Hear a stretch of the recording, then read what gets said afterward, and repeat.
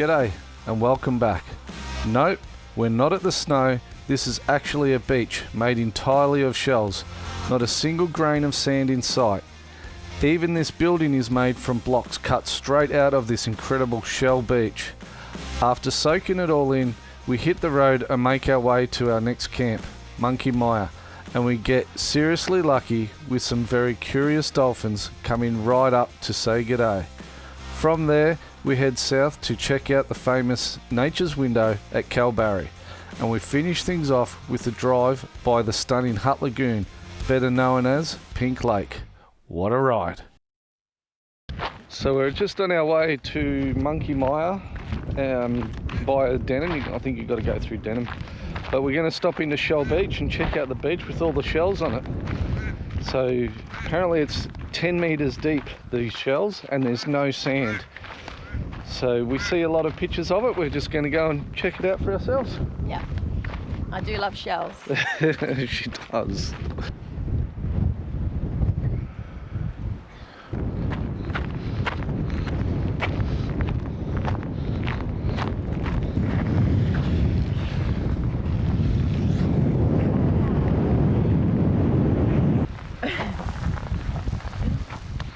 Wow. Look at them. That's crazy.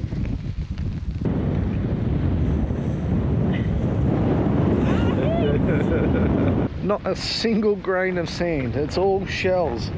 It's quite amazing. And they're all cockle shells.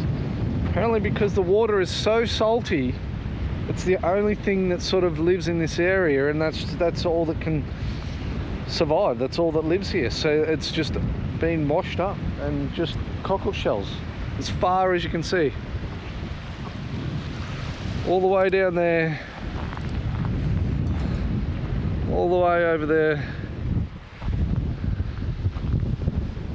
So yeah, it's quite incredible.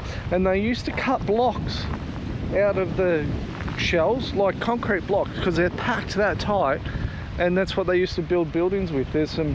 There's a building out at Hamlin Pool apparently that's made of these blocks, and there's a Perla's restaurant in Denham which is made out of shell blocks. The building, so instead of bricks they used shell blocks. So we might have to go check that out while we're in Denham, I reckon.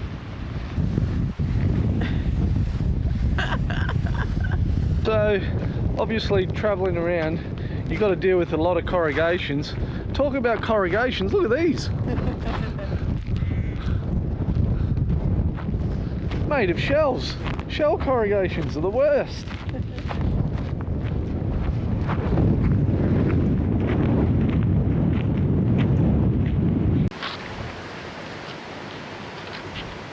So yeah, that's pretty cool. That's the building made out of shells. All blocks cut up, stacked up, and that's how they made their buildings around here. Unbelievable. Scott's just got the squig jig out. There's a lot of seaweed. There's two stingrays right there. Oh yeah, there's good. There's a lot of seaweed on this jetty at where are we? Denham. At Denham. So he's never done it before.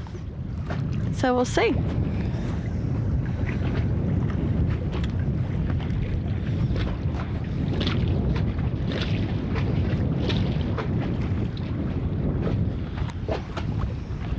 So I just want to mention, we've come into Denham, and this is the first time in about 4 months that we've seen any rain, and it is pouring down. It is cold. I can't believe it. We just darted off into a bakery to get out of it for a bit. It's calmed down, so we're going to run to the car, but oh my God, rain, darling. I know. We haven't seen rain since we left home. I know, it's unbelievable. But anyway, we'll make our way to Monkey Mia now, and hopefully it all disappears. Otherwise, we're setting up in this. It didn't take long for the rain to clear. By the time we got to Monkey Mia, the sun was already breaking through the clouds. We spent the next day exploring Monkey Mire, taking our time to wander around the beach and enjoy the sunshine. It's such a peaceful spot once the weather clears. After that, we headed back to Denham to see it properly, without the rain this time. Just outside of town is Little Lagoon, and trust me, it's definitely worth a look.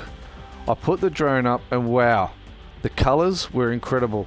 There's just something about the red dirt clashing with the bright blue water that you don't get anywhere else. This kind of landscape is what makes Western Australia so unique. You don't have to go far to find something special.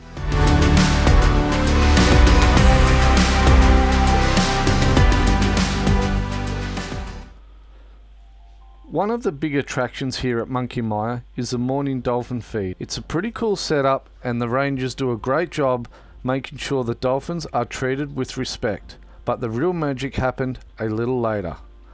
The weather really turned it on, blue skies, no wind, perfect conditions. So I pumped up the paddle boards and we hit the water. And then this happened, a dolphin experience of our very own. No crowd, no feeding time, just us, the ocean and a couple of curious locals.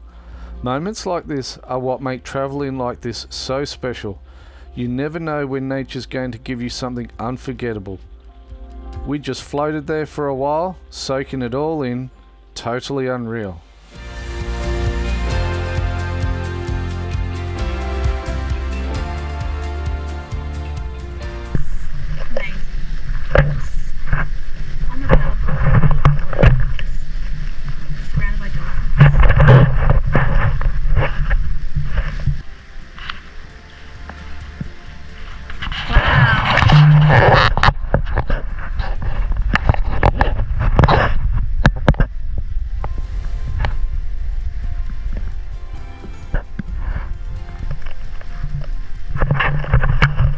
Oh wow.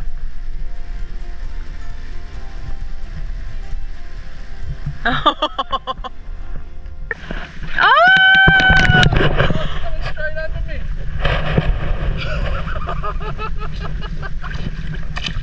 It went straight underneath me. Like,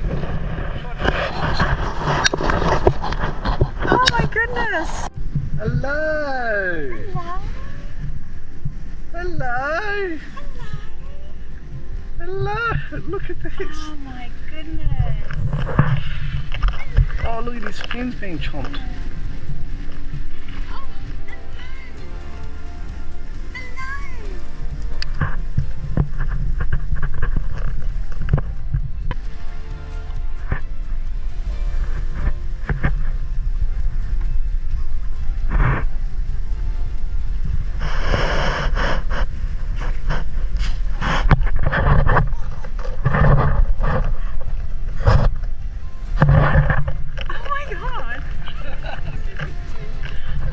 Did you see that?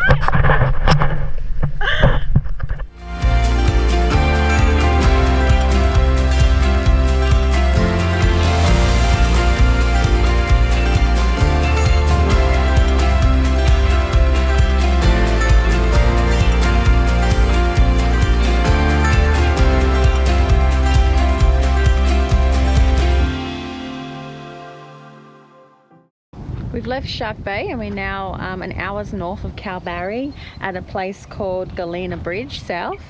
We're going to stay here for the night and stay hitched up and then drive to Kalbarri, have a look at the sights and the pink lake and continue on our way to Geraldton. So we've left the free camp and we've only travelled about an hour, not even an hour. We've passed the pay station. We have a national parks pass, so we don't need to pay, but you have to unhitch your van or trailer before you go up to Kalbarri National Park. So there's a few bays here, 4 bays, so it's empty this morning. We're going to unhitch and go up to Nature's Window and the Skywalk. So these are the 4 bays that you need to unhitch your van going up to the Skywalk today at Kalbarri National Park. You have to unhitch your van, you can't take it up to the top. So we're just gonna leave it here, go up, have a look around, come back, hitch it back up and head on out. Have a look what Kalbarri has to offer on our way through to Geraldton. So we have to actually go to Perth a bit earlier than anticipated. We've got a recall on our car that needs to be done, and there's a bit of a knocking sound in the back of our car, so we're going to get it checked out and see what the problem is. And when you're in remote WA, they don't have a lot of time to, they're very busy in the remote areas, so Perth's going to be our best bet to look at our car properly. So yeah, we'll have a look to see what Kalbarri. We just can't stay here, we're just going to keep going towards Perth.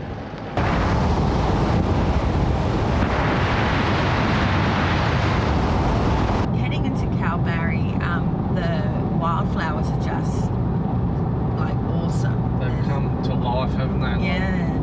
I know they've had some rain recently, and yeah, they've just, to see the life of all these bottle brushes and colours is nuts. Yeah, pinks, purples, yellows. It's just amazing. It's just the whole fields are just full of flowers. Flowers, it's unreal to see. Yeah. I don't know whether it's just because we haven't seen any for such a long time, being around, coming from the Pilbara way, but wow. Yeah, it's beautiful, and we're here in late October too, so I'm not sure what it's like any other time of the year, but I'm guessing this is a special time of year.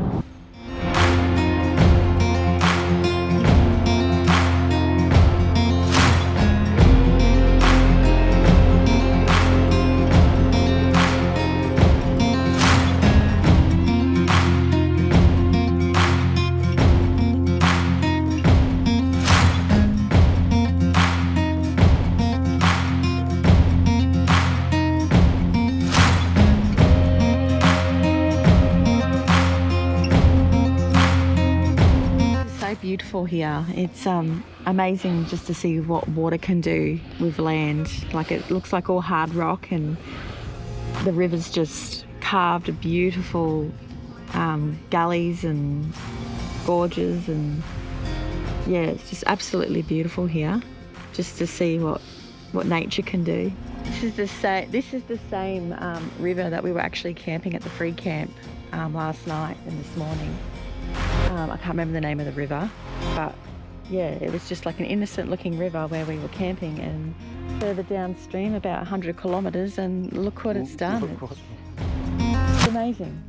It must sweep all the way around here. Yeah, it just curves all the way around, and then it ends up in Kalbarri and out to sea. But yeah, it's just a little bit mind-boggling that we were only just camping by the same body of water further down, and it just looked like just any old stream of bird life in it, and we'll camp next to it, and further down the track it's created this. It's just beautiful.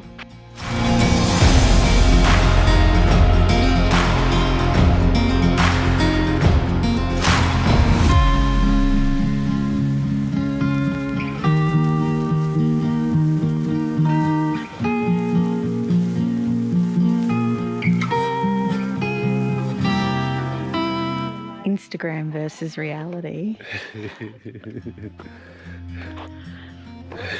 We're all lining up to get a shot of the nature's window.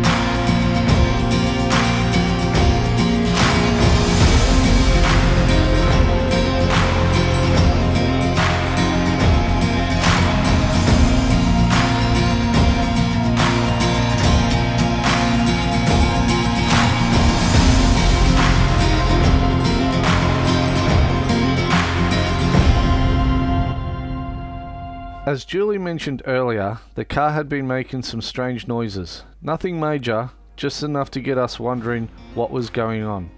It was a bit of a mission trying to get someone to take a look at, but later on we found it was just the rubber on the transmission mount that had split. That said, we made a quick dash down to Perth to get it sorted properly. But we couldn't drive past this spot without stopping.